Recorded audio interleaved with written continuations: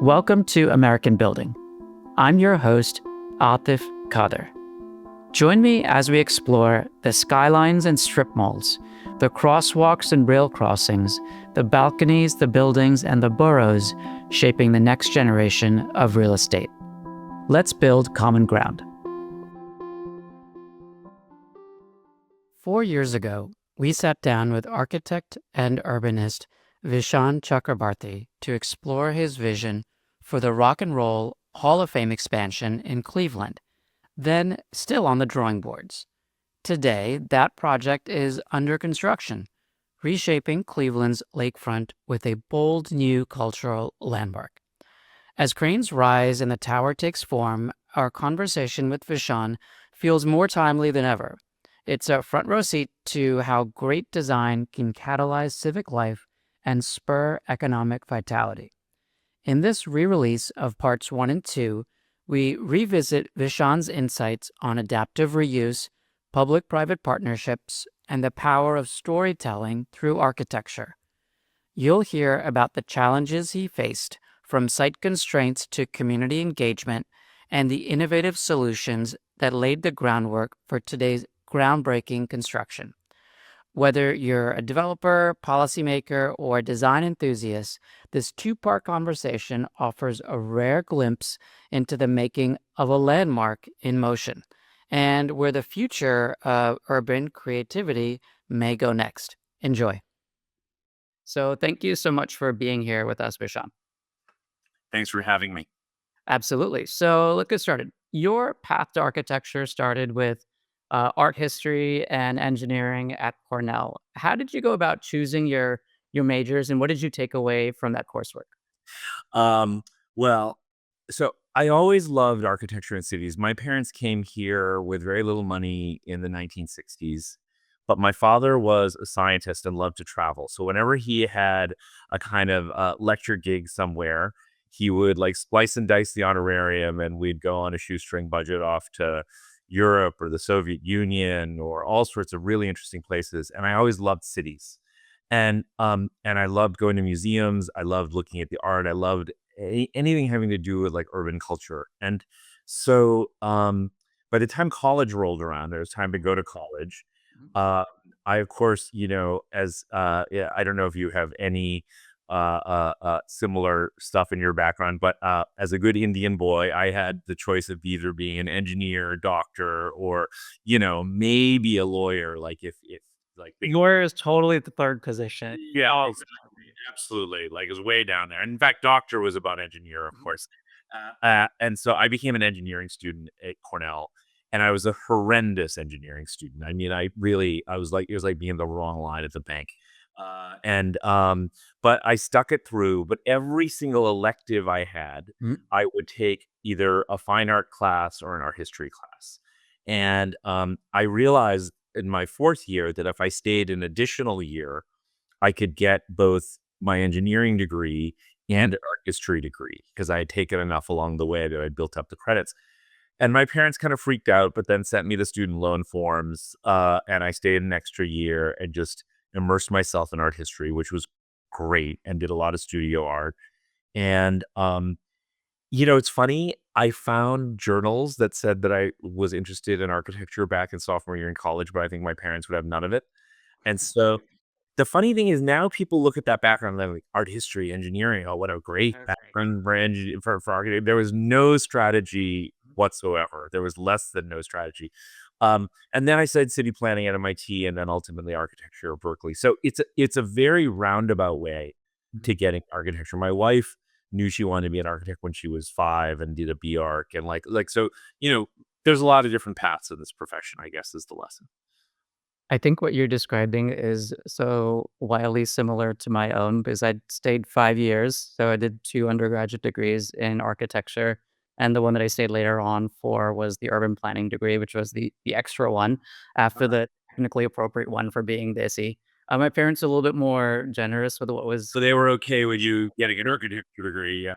Yeah. So I stayed on for a fifth year as well, and eventually did a master's degree. I did an MBA, and when you look at it in retrospect, like, oh, that's the perfect collection of stuff to be a developer. Then you're In retrospect, that's not what 18-year-old Atif was thinking about, Right. and he was a Exactly. I know it all works out in the end somehow, but I always encourage students to not focus on too linear a path. Mhm, Sometimes those little highways and byways you travel down, that are kind of detours, mhm, turn out to be incredibly important. Art history has served me very, very well in my career because what is it? It is this way of talking about visual things mhm, through the written word and language. And as architects, we have to do a great deal of that. We're presenting to lay people, to communities,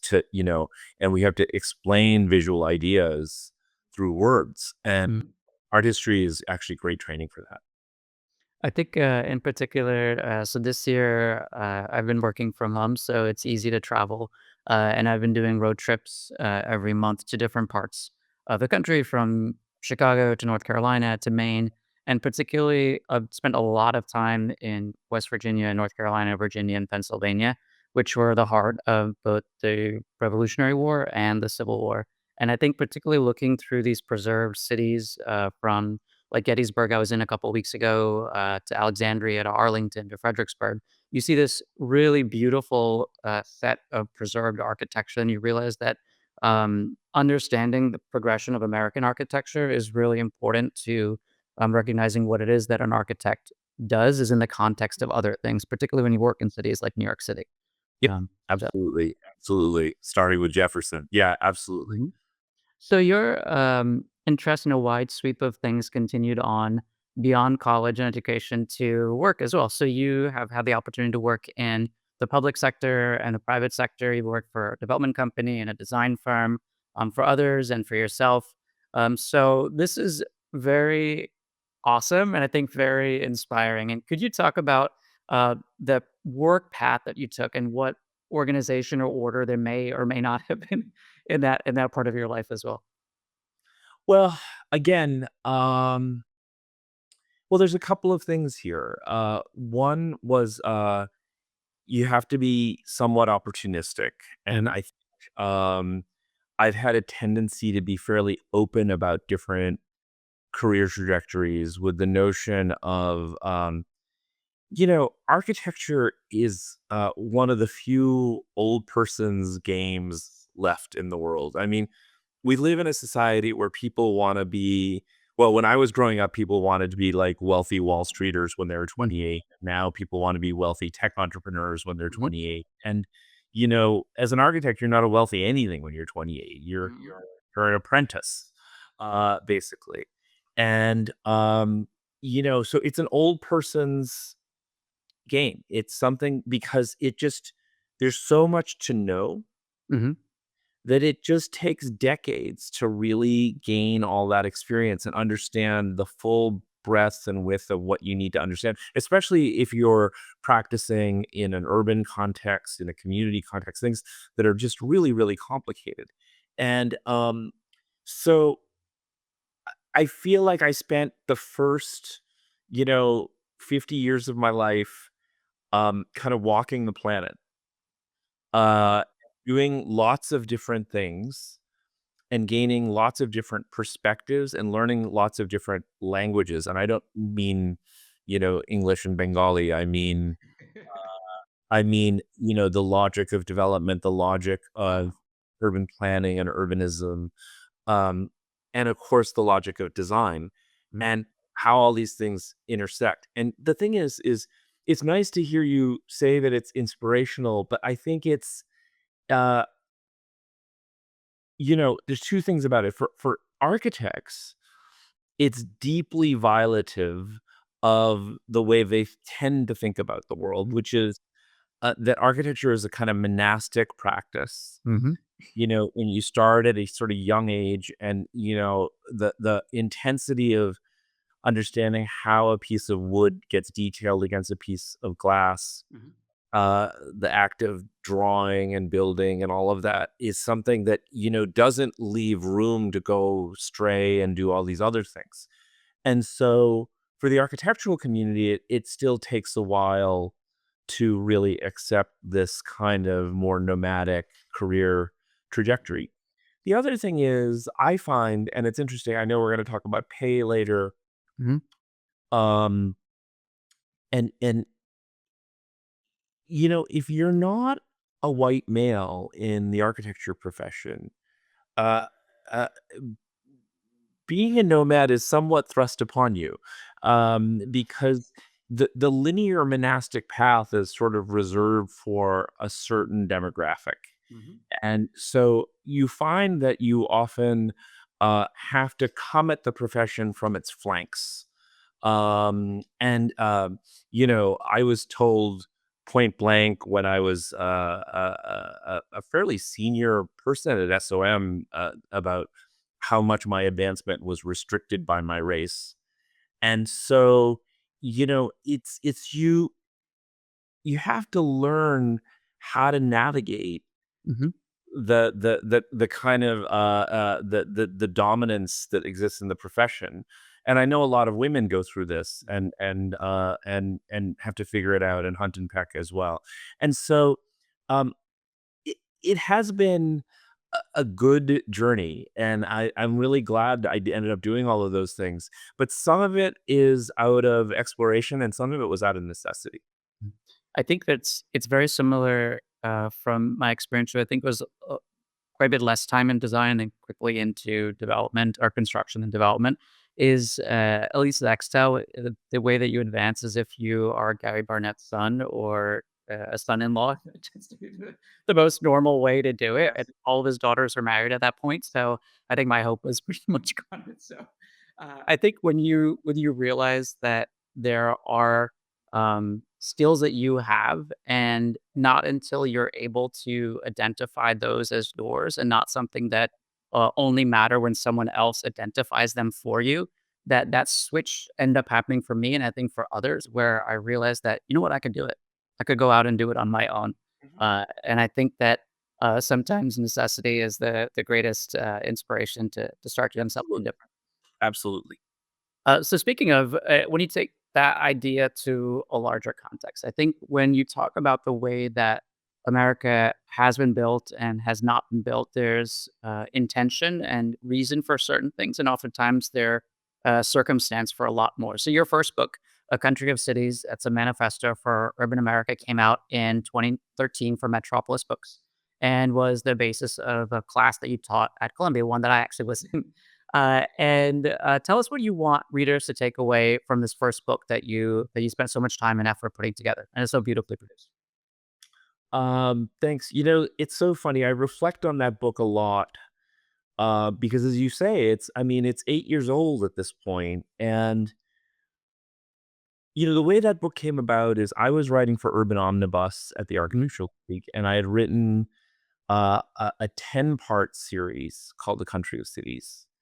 And Rosalie Ginevra, who's the executive director of the league, said, this really has the makings of a book. And, you should. And I talked to Metropolis, and we put that book together. Pentagram did the graphic design. And what I didn't realize, Atif, when I wrote that book is that I was stumbling into the culture war of our era.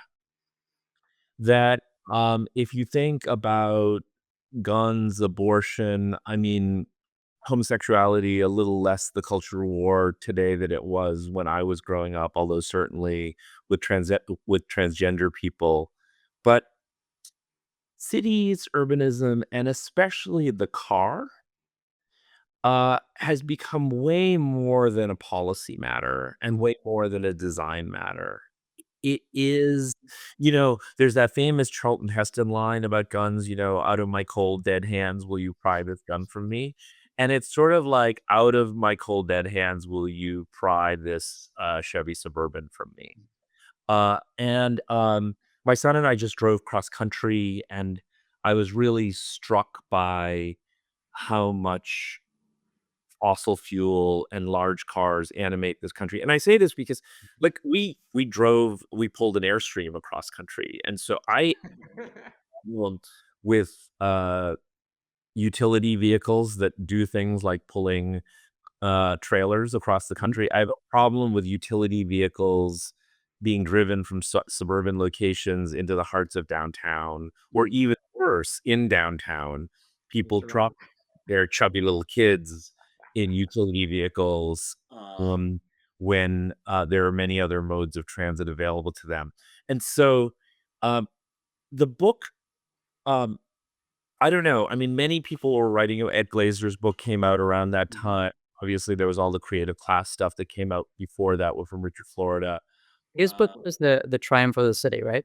Ed Glazer, the one that you're referring to? Crime of the City, yes, yes. And each of you looked at it through a very different lens. I mean, Ed's an economist, Mhm. right? Mine was more of an urban policy book.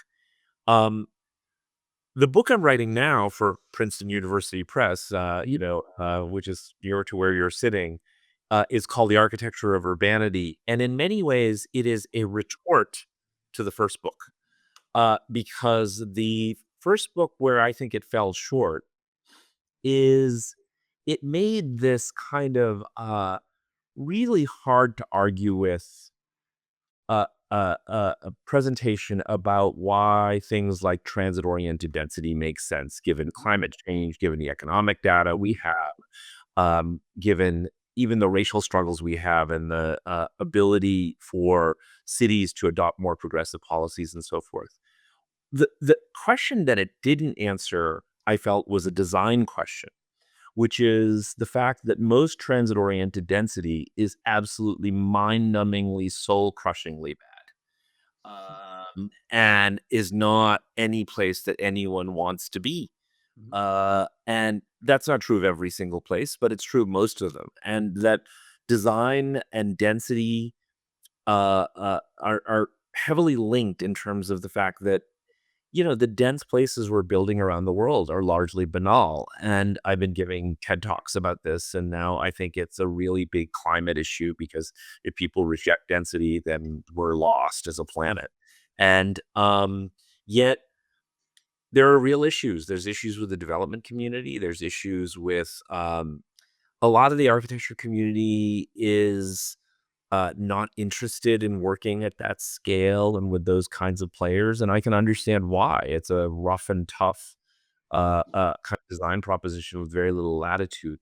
But so what I'm trying to work through is, a lot of people do believe that we should build more and bigger and better cities, but what are the experience of those cities? How are they more equitable? How are they more ecological? How are they more joyous? Those are still big questions that are out there, and so I feel like I owe the reader a kind of, if not a sequel, but a kind of response to the questions raised by the first book. I think in particular what the acceleration of this gap between the wealthy and the not, and this vast polarization of our country makes it feel like I can say, after having lived and been to, by this point, over 100 different cities in this triangle that I've been traveling in, is this idea that the city is the inevitable way that we're going to live and be structured may not necessarily be the case. And I think particularly this dispersion of population out means there's many variations of what city actually means. Right, and that's exactly what I was gonna say too. I Mhm. think that the word city is problematic because it instantly triggers New York, LA, London, Very liberal, very dense. Yeah, and the thing is that a lot of villages have some of the same Mhm, characteristics mhm. that big cities do. They're mixed use, they're walkable, they're communal, and we haven't put enough time, money, thought into how do we do a better job designing our small towns. Mhm. And I'm all for that. And I include city in that big kind of Catholic sense of the word, of like what urban life could be, even at a much smaller scale. And I agree with you that that is something that is very off-putting in a time of gross economic inequity, and the fact that our big cities have become so unaffordable. And in fact, with COVID, we have data that people are moving from our bigger cities, not into suburbia necessarily, but into small cities. Yep. Because people still wanted urban life. They just wanted an urban life they can afford and one that feels more comfortable for them. And that's something that we should encourage. And one of the big problems has been that you take a country like India. you know, One of the places India's really struggled is that most of the population growth and most of the population growth that's coming in the coming decades is in the global south. Most of the population growth has happened into 4 or 5 major metropolitan areas, Mhm. and they really haven't done what China's done, which is really try to encourage the growth of small cities and small villages and understand those kind of rural economies and so forth. And so I agree with you that is also part of the problem. And in fact, this title, The Architecture of Urbanity, I go through this sort of painstaking thing in the introduction to define urbanity as apart from big cities, because there are plenty of big cities that are not very urbane, actually. Houston, LA. Well, there's a lot of examples around the world, and if I start stating them, I'm going to start getting hate mail from each of those cities. That's what I figured. So I did it for you. Yeah, so you can get the hate mail. But there are plenty of big cities that aren't urbane, and there are small villages that are urbane. Yeah. So I'm trying to figure out a terminology that isn't academic jargon, but at the same time is something that feels a little different than all of this focus on large metropolitan areas that I think is just overwrought and kind of getting uninteresting. I think particularly what I've used as my metric is when I go to the smallest of cities and the largest of towns on these trips is how many New Jersey and New York license plates I see in that area. And that's a measure of this out migration to all these other unusual places. And I think New York's loss of this one estimation of 3, 4, 5% is a permanent loss of population is absolutely New Haven's gain. It's Montclair's gain. It's Princeton's gain. Philadelphia's gain. I think there's something positive to come from all of that. It's interesting because we got the last census back and New York's at 8.8 million people. So now that obviously grabs a time period well before COVID, and we Mhm. did have population loss in the city. But I both agree with you that that is a very good thing for the surrounding region. At the same time, what's interesting is I think New York's ongoing resilience in the face of huge disasters like COVID and Mhm. 9/11 is Sandy. extraordinarily important, Sandy, and is extraordinarily important to all those regional centers, Mhm. right? Because it's an ecosystem. I'm much more worried because I just lived there for 18 months about the Bay Area ecosystem and the long-term health of San Francisco. I'm extremely worried about the long-term health of San Francisco. And it has to do with a kind of civic infrastructure that exists in New York City that I find lacking in San Francisco. The tech companies in particular, I don't think have a lot of geographic loyalty. Now, I'm making a big generalization, but I think a number of them would pick up and leave for Texas or Florida or wherever the taxes happen to be lower and disband their office space and so forth. Not all of them, but a lot of them. Whereas I think the New York business community is, you know, bending over backwards to figure out how to keep the New York economy thriving, what it means to have a at least in part hybrid remote workforce, and how that Mhm. could be good for the city and so forth. Very different kind of tone and conversation going on here than there. So, New York. So Eric Adams is officially the mayor elect. Given your sweep of professional experience, what advice would you have for this next mayor of New York? Um, the same advice I give to any mayor: jobs, justice, and joy.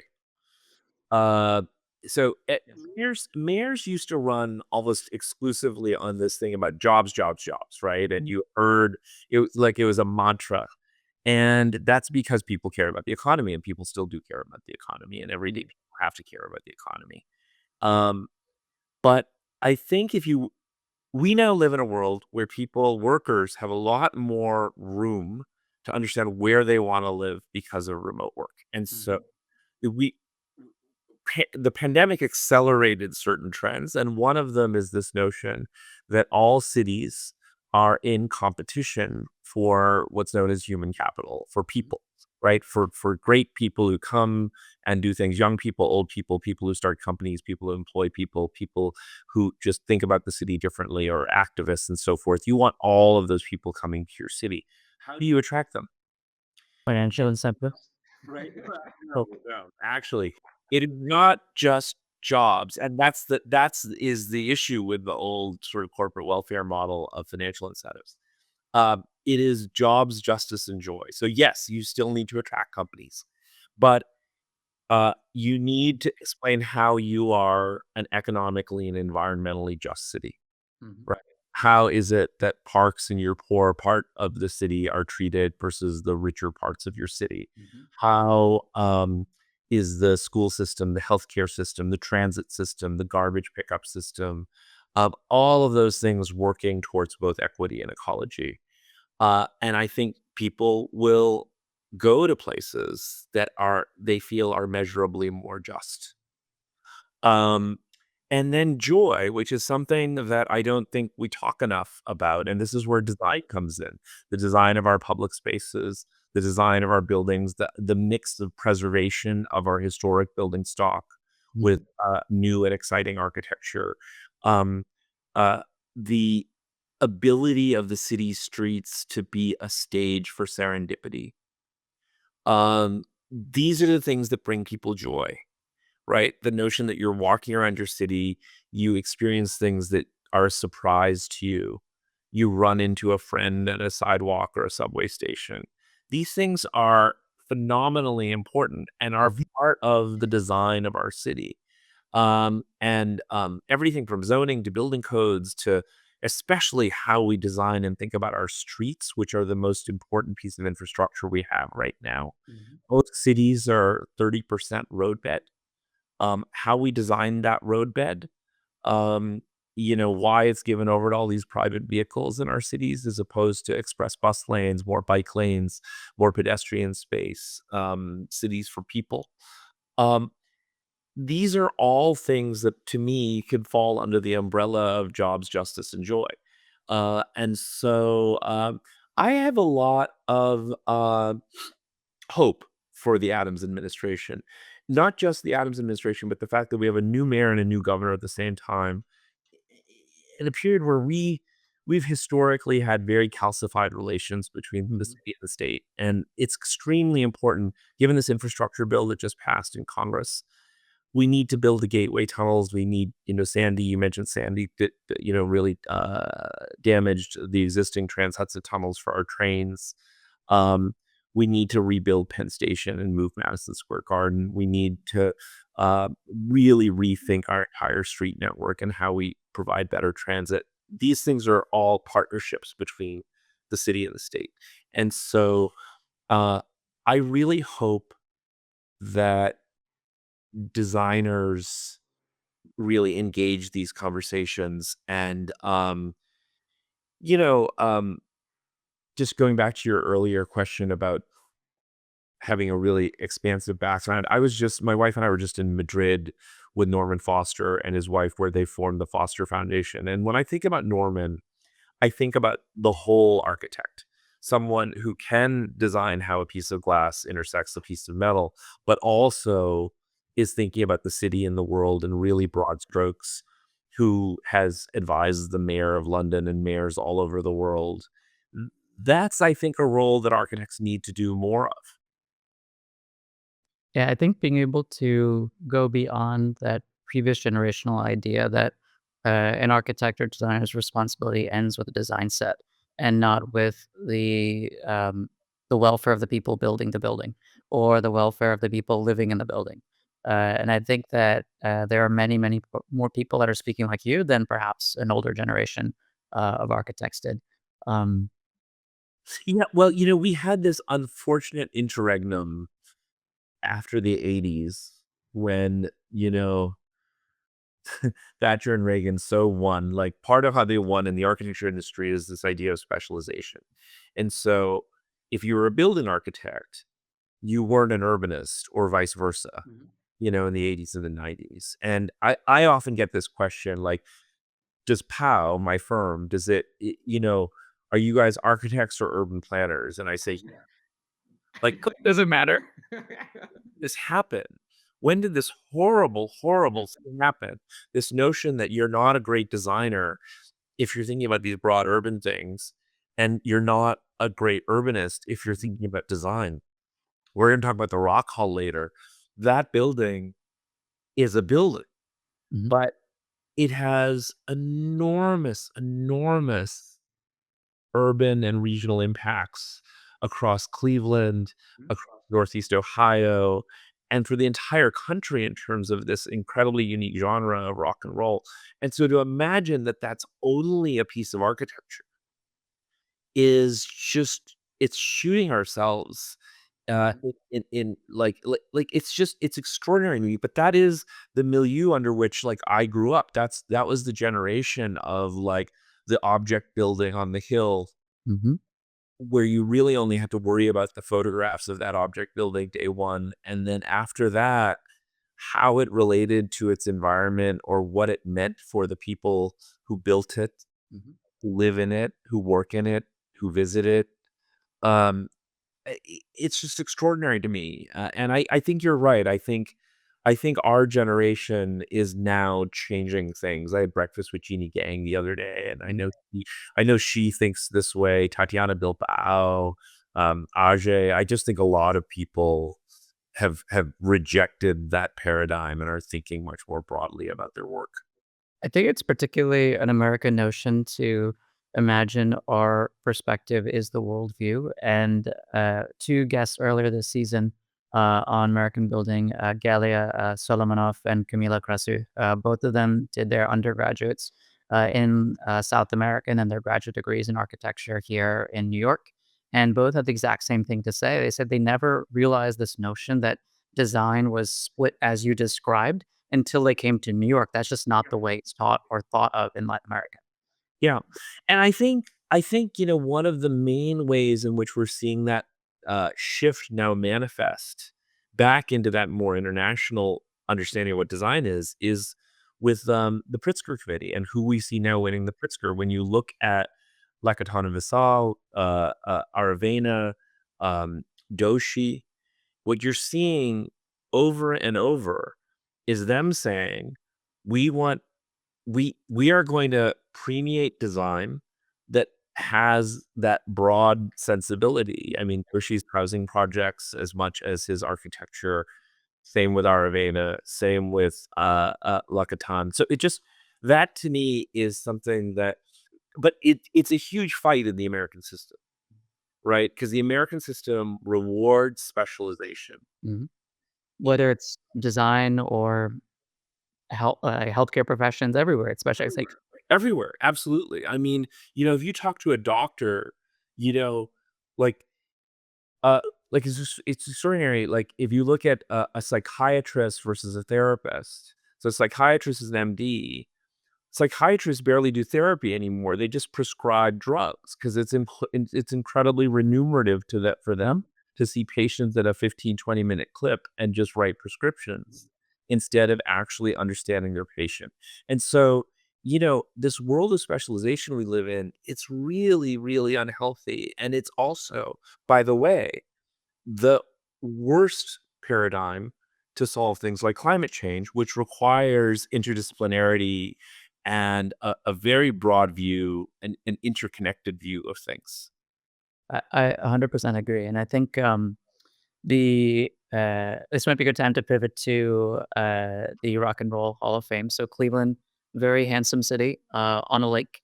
Uh, Not necessarily the most dense in comparison to say New York City, but the building itself is on Lake Erie and a few blocks from the heart of downtown. What would you say in your first visits and your first visits to the site were your observations that you were struck by? Well,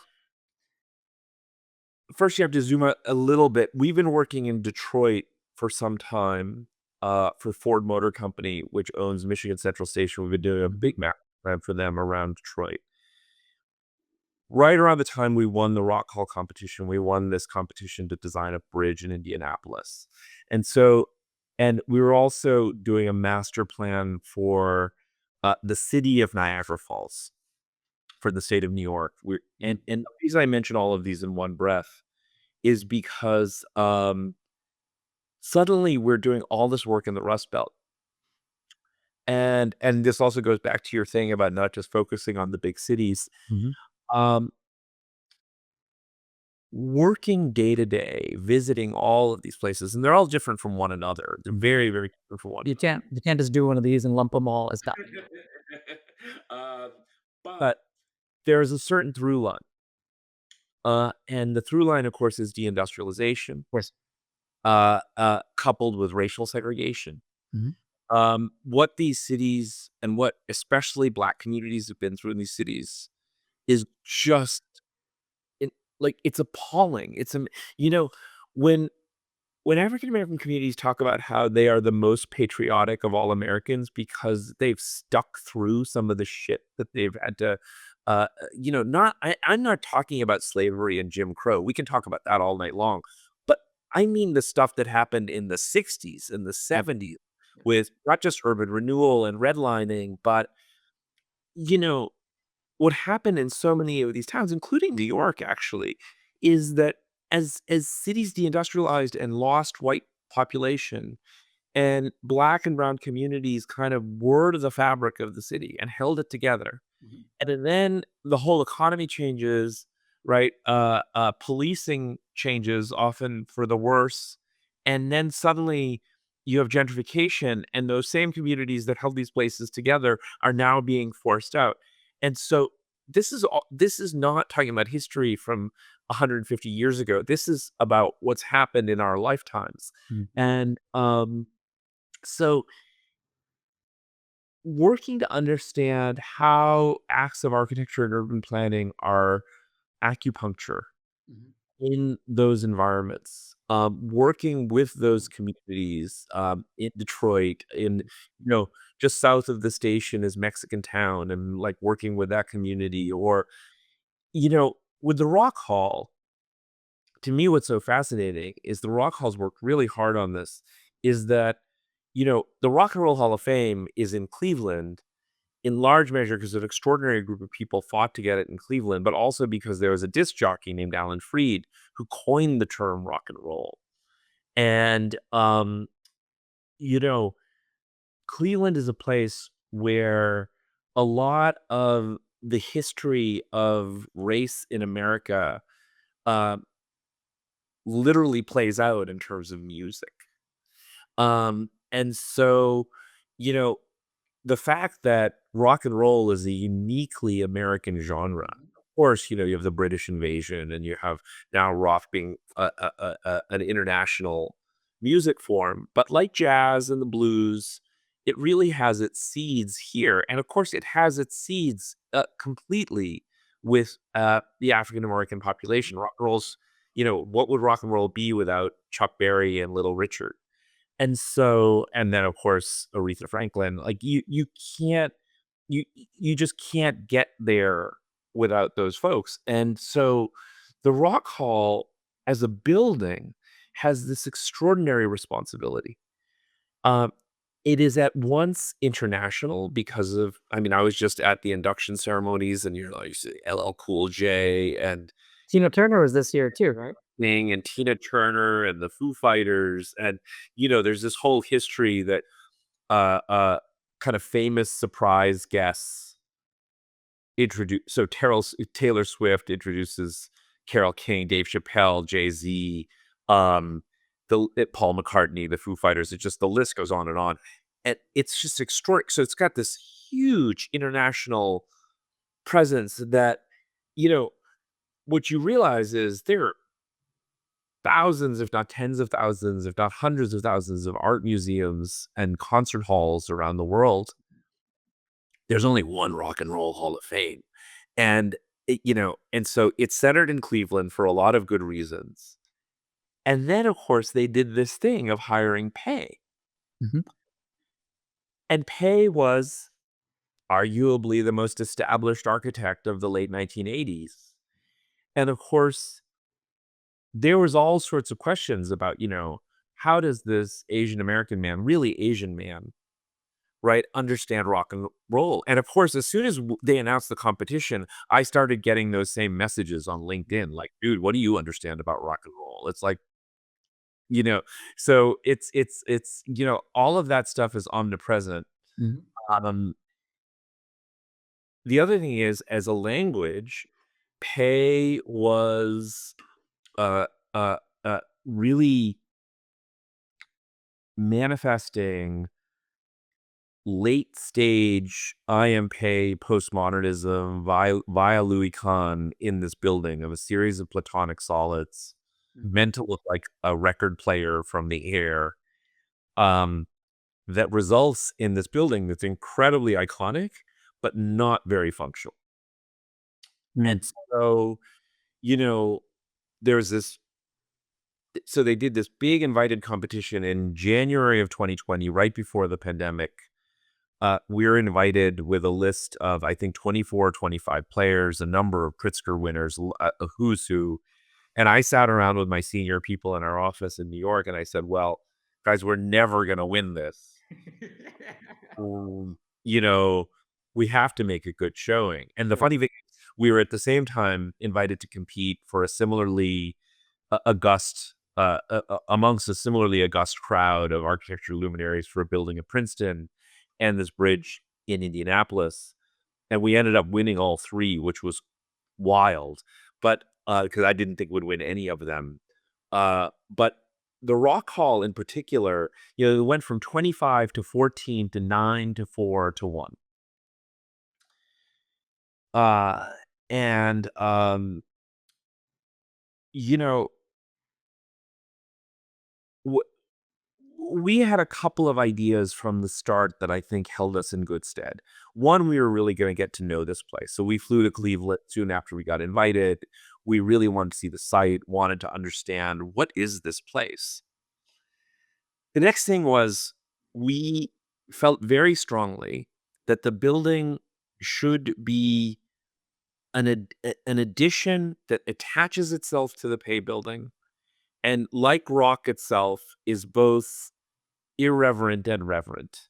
In the sense that it had to not just kowtow to the Pay building and not just respect its elders, but also understand that you are adding to an I am Pay building. And one of the things that really helped us is, we said, what would Pay do? Pay did these extraordinary additions to the National Gallery and to the Louvre.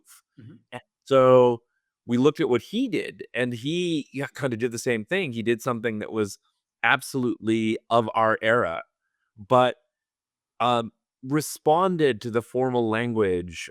In the case of the Louvre, it's an incredibly kind of Beaux-Arts proposition, that pyramid, um, and felt we should engage the Pay pyramid. And what was interesting is, every one of our competitor schemes decided to try to design an object next to the Pay building.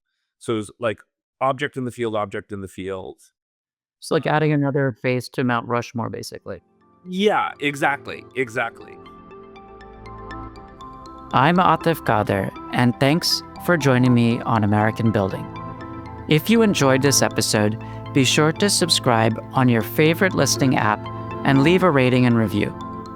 America's housing crisis is one of our greatest challenges, but what are the real solutions? Hear from the developers and other industry experts driving meaningful change. Get our exclusive guide, Housing in America: 8 Ways We Can Solve Our Way Out of a Crisis, at AmericanBuildingPodcast.com.